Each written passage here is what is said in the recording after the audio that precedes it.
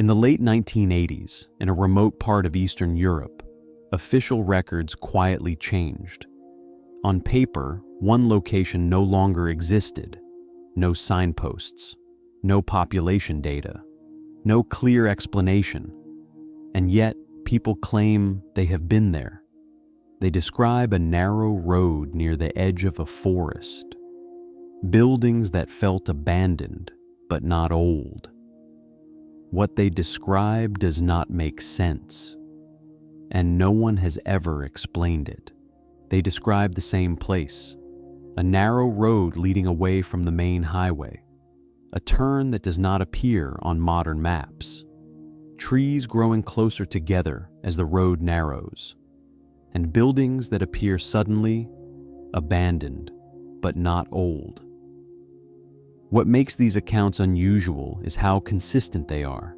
Different people, different years, different reasons for traveling. Yet the details remain the same. The road, the forest, the buildings, as if they are describing a place that waits to be found.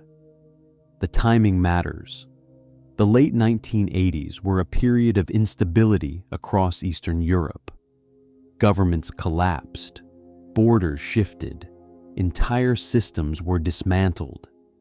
During that time, records were rewritten at an extraordinary pace.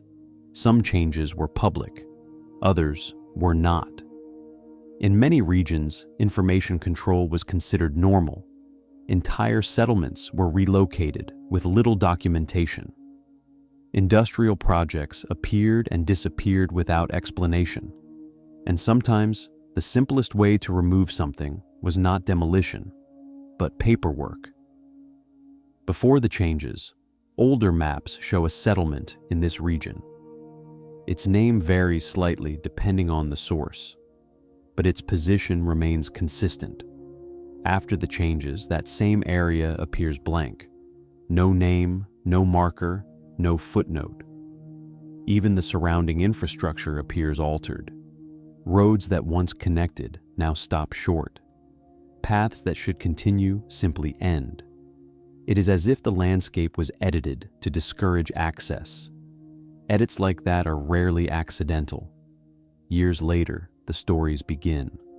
At first, they are easy to dismiss. A driver claims they took a wrong turn late at night. A traveler says their navigation failed without warning. But then, the details repeat. They speak of silence, not natural silence. The kind that feels deliberate. No wind, no insects, only footsteps and the sound of breathing. Some describe walking between the buildings. Simple construction, functional design. No signs of decay, no signs of activity. Windows intact, doors closed. Nothing broken, nothing disturbed. What disturbs people most is the condition of the interiors. Dust is present, but thin. Furniture exists, but unused. Rooms feel emptied carefully, as if departure was planned and executed without urgency. There are no signs of panic, no evidence of struggle, no indication that something went wrong. It feels less like abandonment and more like interruption. Naturally, others attempt to confirm the stories. Directions are exchanged quietly. Landmarks are compared. Distances are measured. But when people return, the route changes. A turn appears earlier. A clearing is gone. Trees stand where buildings once stood. Some believe the place is still there, but only briefly, appearing under specific conditions. Certain times of day, certain weather, or perhaps only when no one is looking for it. Official sources remain silent. No agency has confirmed the location. No agency has denied it. No explanation has ever been offered. Silence, in itself. In regions shaped by secrecy, silence often served as an answer, not because there was nothing to say, but because speaking was not permitted. Several theories exist. One suggests the settlement was relocated and quietly erased to avoid attention. Another proposes the site served a restricted purpose, never intended for public record. And a third, the one people hesitate to voice aloud, that the place does not behave like ordinary locations, that it exists out of alignment, not fully present, not fully gone, intersecting reality only briefly. If that idea seems unlikely, consider this. We trust maps to reflect the world. We trust records to preserve history, but both are human constructs, and both can be altered. If a location can be erased on paper, yet still encountered by chance, how many others might exist the same way? Places removed from documentation, but not from reality. This is not a story with an ending. It is a story with omissions, gaps in records, gaps in memory, and gaps in explanation.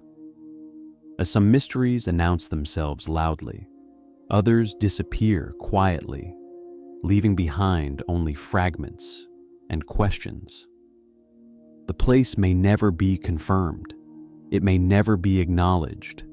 But as long as people continue to describe the same road, the same forest, and the same buildings, the mystery remains. These are not questions of the past. They are questions that exist now, unresolved, uncomfortable, and unanswered. They are the questions history left behind, the places that were erased, and the questions that remain. And so here is the question. Why do you think this place was erased? Was it simply forgotten, deliberately hidden, or something that does not behave like ordinary locations? If you have a theory, share it in the comments. And if stories like this fascinate you, subscribe, because there are more places like this one, more gaps in history, and more questions that remain.